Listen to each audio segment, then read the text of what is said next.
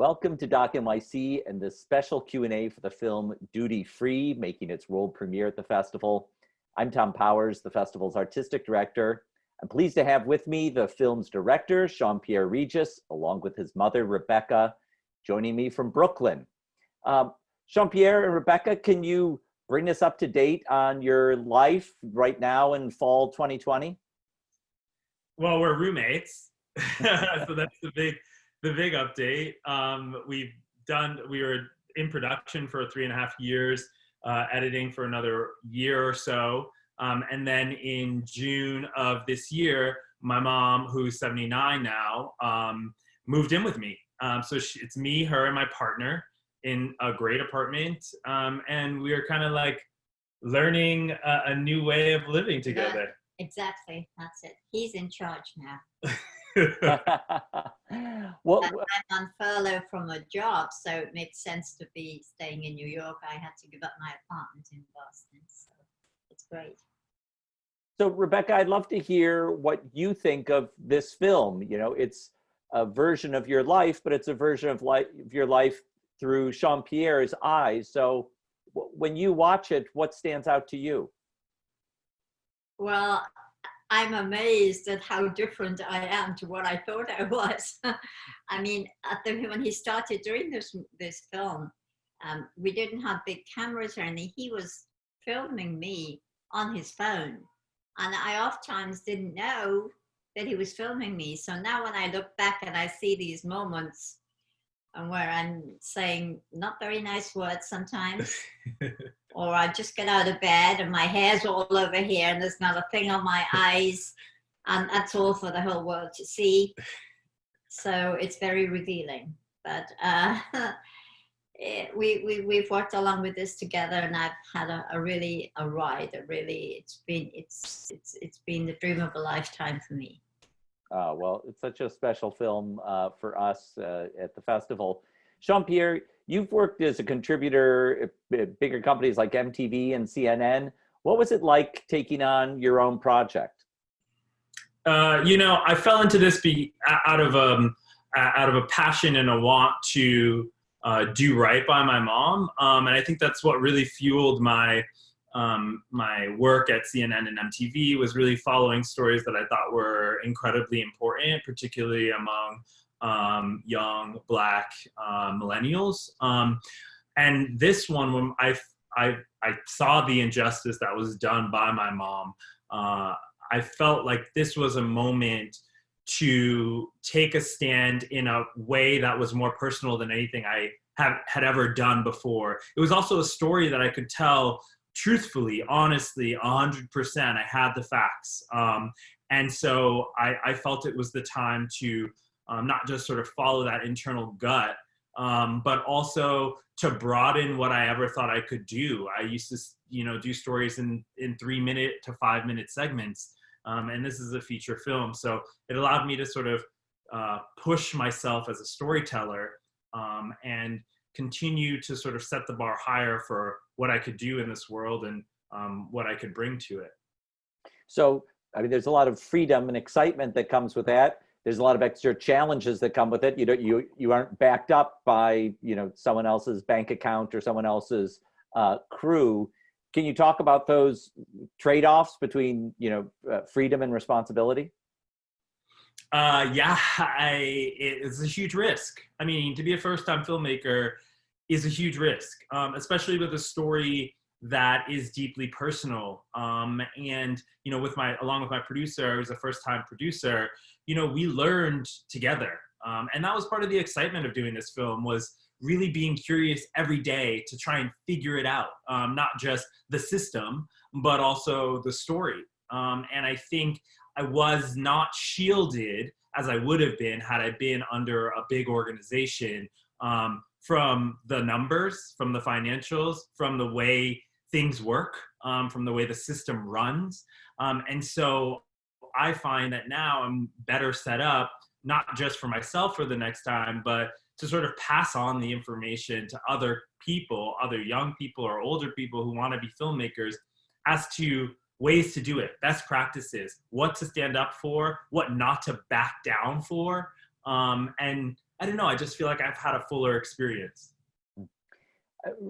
Rebecca, I think anyone who watches this film has so much admiration for the hard work that you've put into your life, into raising two sons, and now you're at this moment of transition in your life where it's work isn't as available, and lots of people are going through that in 2020. I wonder what you've learned about this experience of making a shift, shifting from being an independent working person to someone who doesn't have work readily available. It's been very difficult financially. It's been difficult, but I've learned a lot. I've learned that the time that I took, or we've taken, or Sian-Pierre has taken with me to do all the things I couldn't do because I was working every day, 7 days a week, 24 hours a day on call, that there is a life beyond work. And I would say to anybody, don't get sucked into that again. Spend time with your family, because life is fleeting. And I never expected my work life to terminate just in one fell swoop like that. And I grieved that loss, but I'm over that now. I'm learning to live again. And I thank Sian-Pierre for that. And if I can just add one thing, I think that, we're in this cultural moment now where, tens of millions of people are quite literally duty free. And often people are thinking about, why? Like, why did I sacrifice so much of my life for a job that could furlough me in a moment? And of course, because of the pandemic, that was necessary. But people are really rethinking what work is, what work means, is it a 9 to 5? Is it from my home? Is it on a computer? Is it from anywhere I am? Should I be following a different path? And so I hope that this film, if it does anything, it makes people further question what they're here for and what they want to leave on this earth. And for my mom, I think it was family and realizing the importance of family and love. Same for me. And not just showing up to a job every day, day in and day out, because that's where you found your value. And I didn't know this kind of thing happened, that people just lost their jobs like that. But my fear is all the people who work for me, the non-English speaking people, the older people, those that don't have a Sian-Pierre, what do those people do? There is the country, I'm not American, and I love America, it gave me opportunity, but the systems are not set up for the old people or the disabled, and there needs to be big change. There needs to be a big change. I realized so much of that in the past 4 years. So Sian-Pierre, so many other people are going through different versions of this, facing a difficult economy, needing to pull together with family, move in together. What's some of the advice that, both of you have for making that work when an adult child and an older parent have to move in together? Do you want to say? Go ahead. First of all, you need a plan. You need a plan. You need a calendar. You need almost a verbal contract of how it's going to be. All of which we have, by the way. All of which we have. And communication, I would say. I think communication is super important. I think we need to run toward this type of thing. This is, my mom and I are maybe early on the path, but there are 25 million Americans who don't have enough money to get them through retirement age. So you best believe that there will be more co-living situations much like this. I think we need to start conversations earlier around financial literacy. How much do our parents have?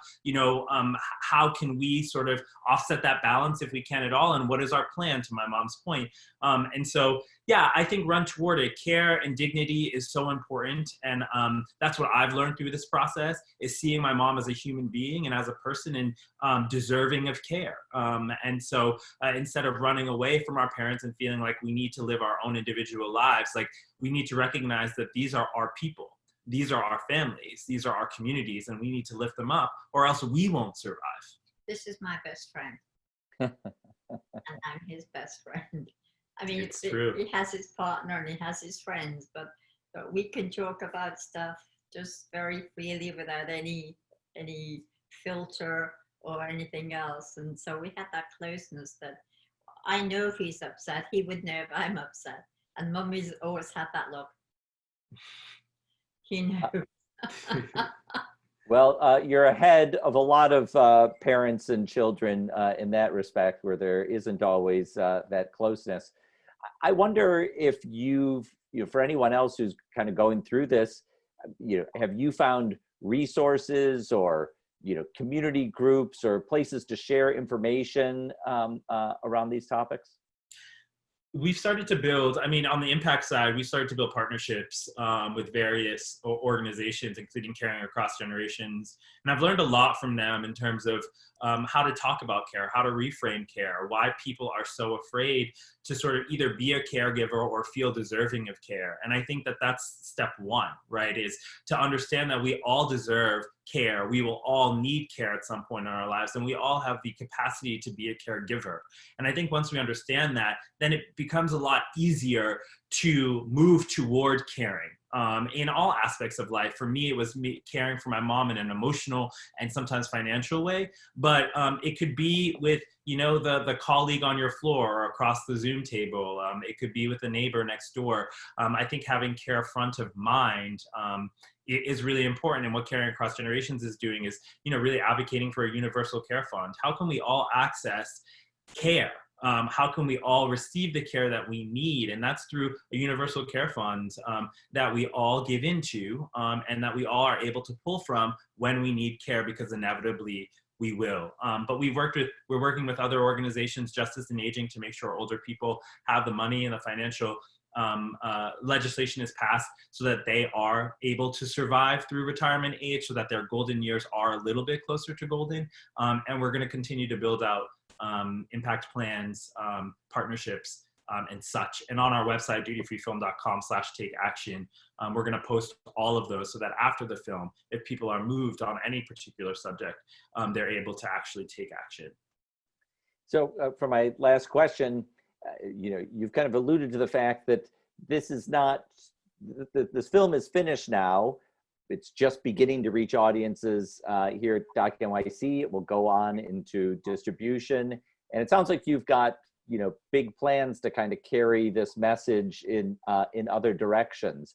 Can you elaborate on, what you hope to be doing in the next year or more to amplify the themes of this film? Well, I'm planning on talking about love and care and dignity at every single turn. I think we're in a moment now, and probably will be over the next year, where that through line is going to be the most important through line in every conversation we have. It's the only way as a country we are going to survive. And so we'll roll out this film. We'll world premiere here at Doc NYC, which we're super excited about. And then next year on Mother's Day, we'll do a really, really big drop. More on that soon. That really centers this story on folks and the people who have raised them. And that could be the mother in their life, as it was for me, but it could be a father, it could be a grandparent, it could be a grandmother, it could be a colleague. Who is that one person who raised you? And how do we show support and respect for that person? And we think that that's a universal way to get the message of this movie of love, care, and dignity across, not just across this country, but across the world. I really, really, really believe that this film has the ability to spark a movement of love and care. And again, that to me is something that we are desperately devoid of currently. I want to see, this is what I would like to see, in every handbook of every job, where it says, oh, you're going to get 3 weeks vacation and 6 sick days, you're eligible to join our 401k plan and this, and that, and the other. On your last day of work, this is what will happen under the following circumstances. A, you are terminated for poor work, this will happen. B, you are placed on leave, this will happen. C, you resign, this will happen. And D, should you be restructured, this is what will happen within a 60-day notice of such restructuring. so that nobody is left as I was at 4:30 in an afternoon after 50 years of being the best in the city of doing what I do in a job that they say, we just have to say this, but we're going to be restructuring. And I'm sorry, but today's your last day. And I'm really excited that my mom's going to be able to have that platform, because like to go from working in housekeeping, where oftentimes these people are unseen, and have essentially been essential workers, that she will have a platform at 79 years old to be working with HR organizations to push for a last page in a handbook that will really help every single employee in this country. It not only redefines what you can do no matter what age you are, but it also will play into sort of redefining what the future of work looks like and what we expect from employers and employees. Well, we're so proud to be starting the life of this film. I really look forward to audiences all over getting to see it. Thank you both for being here. Thank you. Thank you so much, Tom. Appreciate it. Thank you.